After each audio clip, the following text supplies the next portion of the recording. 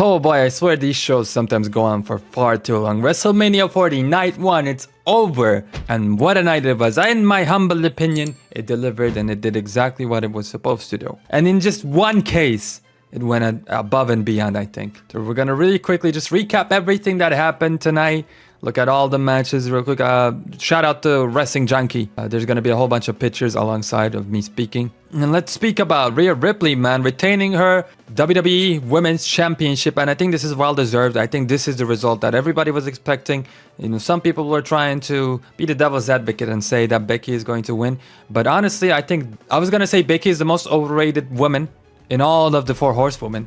But I disagree with that, actually. Sasha Banks is the most overrated, and then we have Becky. And then I would probably put not Charlotte, but because of what she has done in her career, Charlotte will be number 2, followed by Bayley, in my humble opinion. Again, just... So, I was definitely on the side of Rhea Ripley here, and just the build-up, like, it almost felt like whenever Rhea Ripley was around, that's when Becky was getting a reaction. But without, and right before getting into this feud with Rhea Ripley, the only time she had a reaction was when she went extreme and used weapons and broke a table. Other than that, when she would come out and dribble on and cut those weird promos and ask people, hey, do you like my hat? And, you know, people would be like, rah. So I think Becky has been in a downward trajectory for a while now.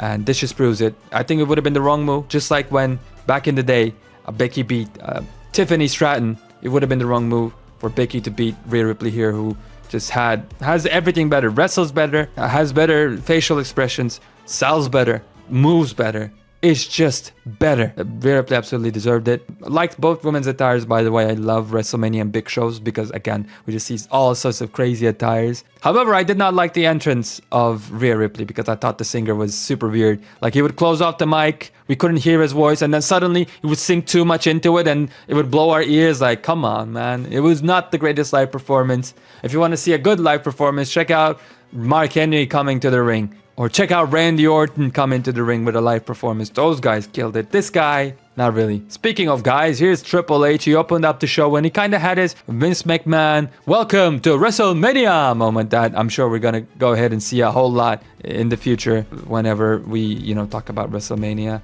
But I should have probably looked at these pictures, shouldn't have I? Yeah, this was the attire of Becky. It was alright, I guess. I don't know.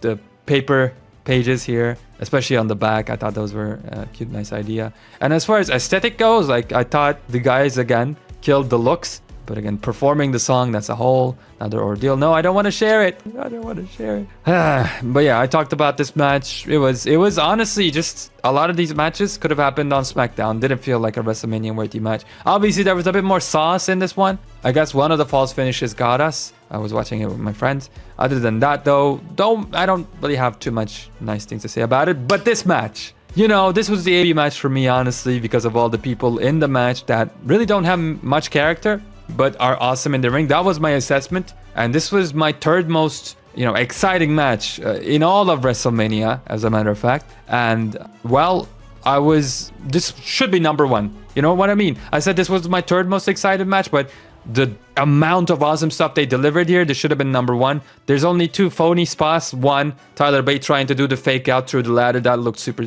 bad. And then the ladder itself, buckling. That wasn't like a phony spot or, fake looking spot. That was just plain scary. I thought someone was going to break something or something much worse was going to happen. There was something else that's phony and I don't remember it right now. So I guess it wasn't that bad.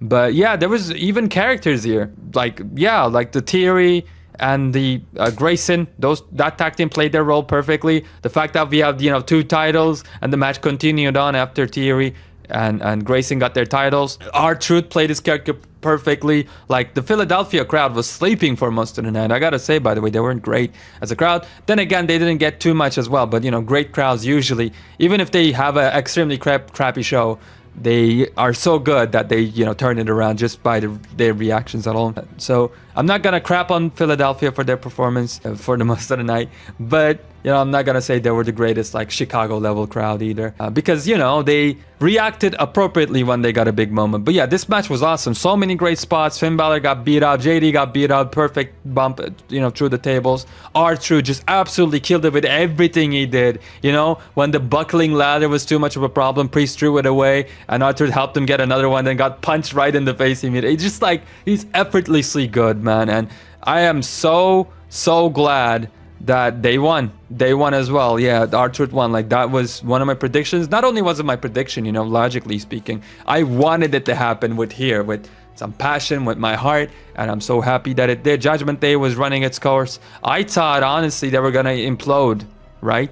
Today, we were gonna see a much bigger deal, and them actually just turning on each other, something like that. Or I was expecting something really straining to happen, but no, it was pretty clear on that front. And we're gonna talk about Dominic too in a second, of course, because it's the match after this. But yeah, DIY coming out as actually DX with the entrance and, you know, the interference on the video. It was just, this match was perfect. This is easily the match of the night. If you haven't watched this one for whatever reason, maybe you didn't like the wrestlers in here, you didn't think they were big deals, watch it. Watch this one. If you're gonna watch any match from WrestleMania, I think this has to be number one, I gotta say. And again, this being the only really crazy Extreme Rules match really helps it, because nobody else continued on to do what these guys did. And so that's cool. You know, The Rock and Cody got crazy, but no ladders, no tables. You get what I mean? Well, besides the announce table. But again, that's not a normal wooden table, but the announce table. So it's cool. It's cool. Great booking, basically. Yeah, my man looking like MJ right here. Glad, again, though, that ladder was looking really shoddy, but awesome. Great decisions on the winners. Right, one babyface team wins, one heel team wins. Both, I think, needed it, and especially the babyface team right here, they absolutely deserved it. So I'm happy. I mean, they're happy. I'm happy. These guys, again, they just deserve the world. So many pictures.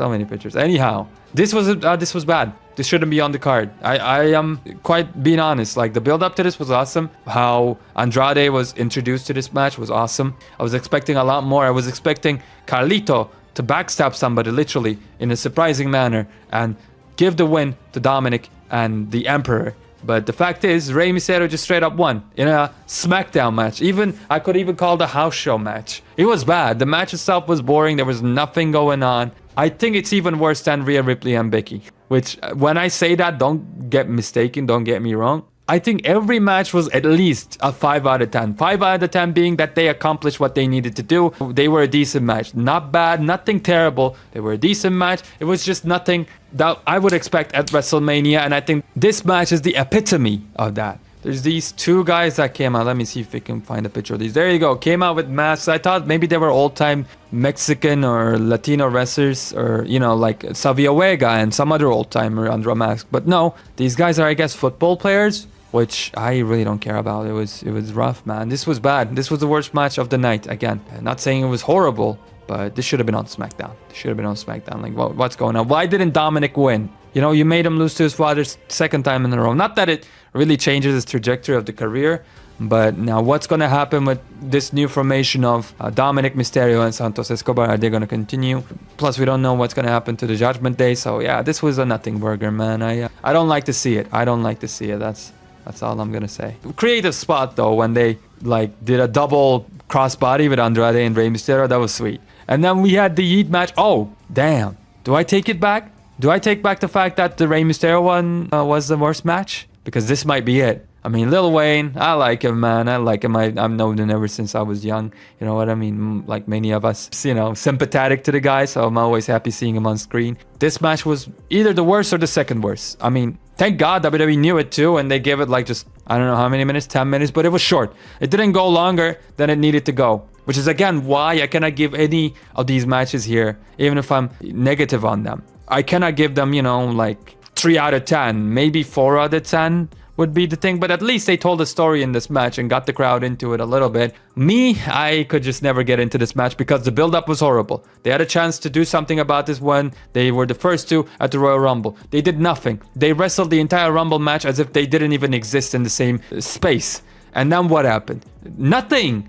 Up until WrestleMania, almost absolutely nothing. The only thing I remember is Jimmy interrupting the match with Jey Uso and Gunther and costing him the match. And other than that, that's it. No good promos, no good build-up, when they look at each other and cut promos on each other, it sounded phony, it sounded ridiculous. Most of the time when they faced off against each other on the backstage, they couldn't even stop laughing. They did not take this thing seriously. And Jimmy Uso gained nothing from this. As a matter of fact, Jimmy Uso begged for his life. Jimmy Uso lost. He got pretty much squashed. Let's call it what it is. He got squashed. So at least Jey Uso maintains his spot and he's moving, you know, and the pace that he was moving, which is potentially the main event if he can, you know, tweak some of his character traits. I think like he needs to get serious again, like Jesus. At least he was a lot more serious in this match, I'll give him that.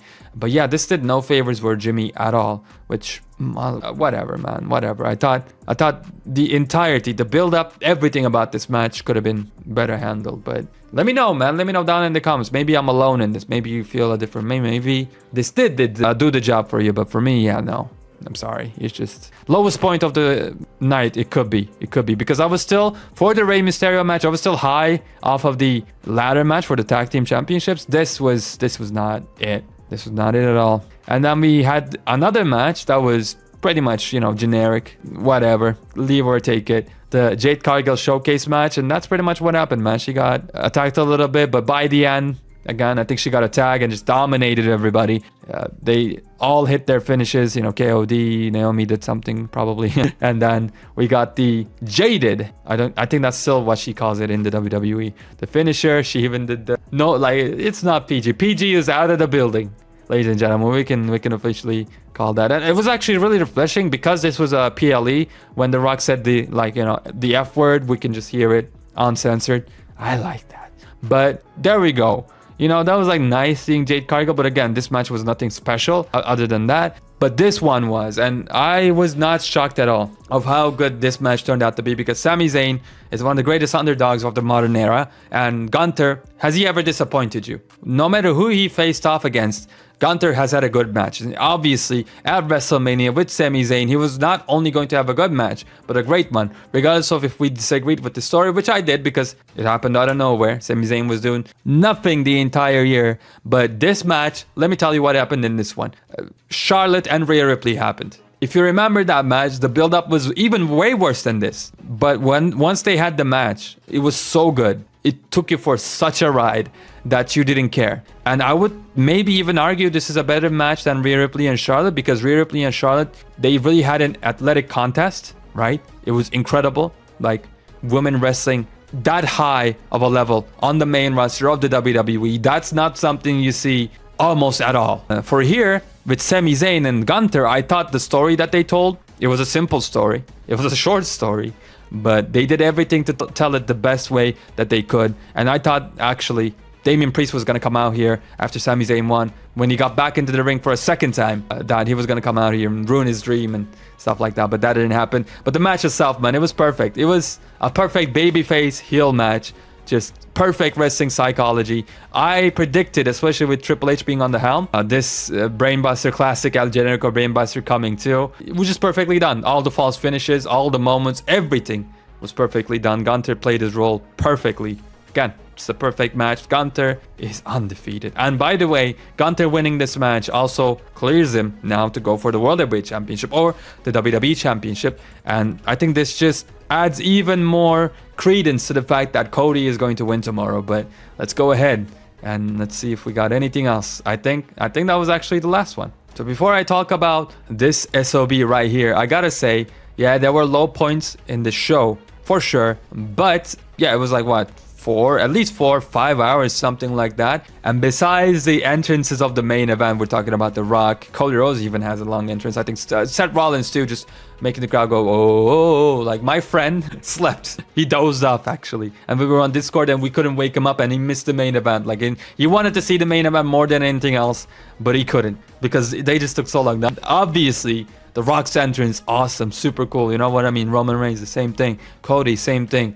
But they were long, man. They were long, you know what I mean? Yeah, that was like the hardest part to survive. And the match itself started really slow. So even I was really, really sleepy up until the middle of the match where they started going a little faster. When more stuff started to happen, and then I was starting to like finally, slap myself a little bit, and those slaps actually worked. I was waking up. But yeah, all this to say that most of the pay-per-view, even though it was this long, because we had so many different storylines, because we had different type of matches, something different in every single match, I was engaged the whole time through, and I was able to talk to my friends too. That's all important thing. If I was watching this by myself, I would have probably slept as well. But yeah, you know what? It was cool. It was cool. The pacing of the show, again, if it was a little shorter, it would have been even perfect. But I do commend the WWE one more time for not giving too much time on matches that either suck or don't matter that much, but giving a crap ton of time to the ladder match, to the main event, to the stuff like Gunther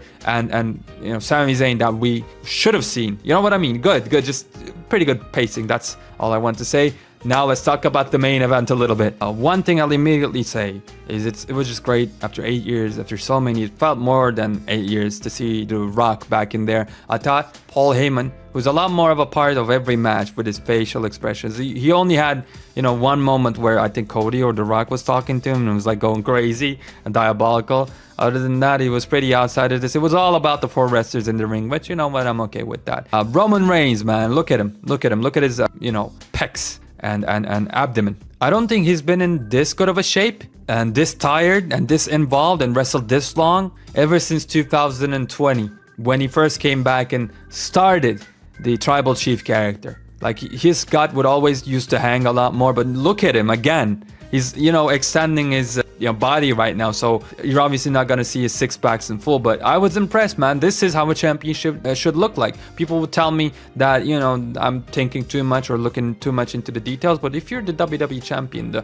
face of the company, let's face that, well, you got to have the chiseled body. Cody Rhodes. I mean, look at Cody Rhodes, you know what I mean? He's in shape, so why isn't Roman Reigns? But again, I cannot go 100% in Roman Reigns and say like, oh, you SOB, why this and that, because he's battling leukemia at the same time, and the fact that he can do all of this is insane. Now, the match itself. I thought The Rock and the referee dynamic, that's something tough, right? You don't want to make the referee look too phony. At the same time, you do want to cheat so you can further the story. I thought The Rock struck a good balance on breaking the rules, but also adhering to them at the same time. It was the right amount of ridiculous, and I think it pushed the story forward in the correct manner. And this is what we've all been expecting, you know what I mean? And for a long time in the match, I enjoyed watching it, don't get me wrong, especially when we got to the middle, because the beginning part of it was just super, super slow. I mean, I mentioned the entrances, right? And just lockups, small movements, and then we just keep getting on the heat, and there was so many moments that happened towards the end, like Seth Rollins curb stomping The Rock while The Rock was facing upwards like that, so he stomped the back of his head. You know what I mean? That's actually another super finisher we can add to WWE 2K24 2K. I think you should get on that. The Rock just messing with the referee, saying if you count right now, The Rock will fire your ass. You know what I mean? That's great. That's great. The table, the Rock bottom through the table, the barricade, spear right after that. Many, many moments in this match. The biggest one that really made me feel, some butterflies in my stomach was when Roman Reigns speared The Rock. And it's also crazy that spear happened. It was obviously accidental, and The Rock was like, yeah, no pain off my shoulder. I get you, bro. So they didn't even, have any tension between Roman Reigns and The Rock for the rest of the match after that spear happened, which I thought would play into it. So we'll see what happens tomorrow. But yeah, they basically did a Bloodlines match tonight, and they're gonna do it tomorrow as well. Will it be like this again, or could The Rock say, you know what, now I'm the referee? I think that's gonna happen. The match is gonna start as a normal one-on-one, and Cody's gonna start to beat up Roman Reigns, and then Rock is gonna get in there, rock bottom the referee, and he's gonna say, I'm the referee now. It doesn't matter what you think, you know what I mean? I think tomorrow's gonna be booked like crazy. Seth Rollins, at one point, they hyped each other up, and Cody was like saying something, convincing Seth of a plan. They went through with that plan. That's how Seth Rollins got speared, messed up his knee, messed up everything, and he lost. Maybe he will blame that on Cody. Maybe the plan B will finally reveal itself to be a plan that is basically designed to betray Cody and, stand shoulder to shoulder with the World Heavyweight Championship next to the WWE Champion, his old Shield brethren, or just one of them. I mean, I don't expect Jon Moxley to show up tomorrow, but you never know. Tomorrow, Stone Cold could show up. Anybody can show up. One thing I'll say quick, I'm sure a lot of you guys know this already, but still, don't keep your expectations too high, because the higher you get them, the more disappointed you'll be, and you won't be able to enjoy the ride that the Great One is taking us on right now. Man, the performance of The Rock, I thought it was perfect. And maybe if this was 1998, he would have wrestled a bit more. He would have done a bit more moves, but the moves that he did tonight would have been the same, 10, 20 years ago. Honestly. Like I said, besides the cardio of The Rock, I don't think nothing was given up in this match from the 1998 Rock, the Rock in his prime. So I thought, yeah, this was handled perfectly. And again, you might disagree with me. You might think that this sucks. I can make a case like this. Was this perfect? Was this a 10 out of 10? Not really. I would give it like 7, 8. I just had a lot of fun. Could it have been better? Sure. But especially with the spear that they threw, again, that was interesting. That really got me invested. And after that, they could have done whatever. And here's the thing. I really enjoyed the fact that the match ended the way it did. The Rock got his comeuppance a little bit, but then he came back and he destroyed Cody, just simply being underhanded, completely cheating. Like, what can Cody do, right? He did everything right. He did all that he can do in his power, and he still lost because The Rock cheated, very obviously cheated under horrible circumstances, and Cody got pinned, but it didn't feel bad. Right? When Cody got pinned to Drew McIntyre because, Jay or Jimmy or something they cheated and he got hit with the Claymore and got pinned. Like, that was horrible. That felt bad. This didn't feel bad. This was like, okay, we get it. We get why you're getting pinned right now. And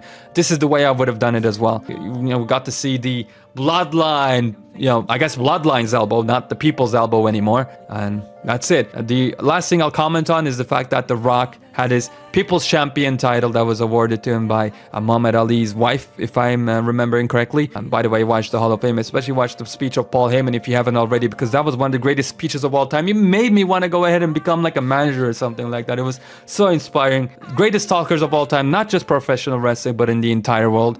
Yeah, insane. But yeah, The Rock coming out with the title, that was kind of a little strange to me, you know what I mean? Like, what are you doing? I want a title too. Showed his ego, but it works because, again, he's a heel character, right? I can't fault it too much. He is the boss. He can do whatever he wants, and he's a heel. So, of course, he's going to go ahead and make his own title. But, yeah, there was no signs of dissension between Cody Rhodes and Seth Rollins. There was no signs of dissension in the Bloodline. There was no Solo Sikoa too either, by the way. So tomorrow I really wonder what's going to happen. I do think we're going to see the entirety of the Bloodline interfere in that match, and The Rock doing something, Seth doing something, and I just hope to God that Stone Cold comes back, feels the roar of Philadelphia, and says, you know what, hey, I hear CM Punk is gonna, be done with his recovery from his injury. Why don't we have another match with that beat a little eye looking Punk, so I can drop him on his neck? I mean, you know what I mean? I'm already getting excited. I'm already getting hyped up for it. Whew, that'd be cool. But this WrestleMania Night 1, again, is it the greatest of all time like the WWE claimed? I don't think so. But was it fun? At the end of the day, I thought it did the job. I thought it was a good Night 1. And let's see what Night 2 has in store for us. I'm definitely looking forward to it. But let me know your opinion. Did you hate this? Did you love it? That being said, thank you so much for watching. And now go home and smoke some more crack if you smell. But Ghetto Valentine is cooking.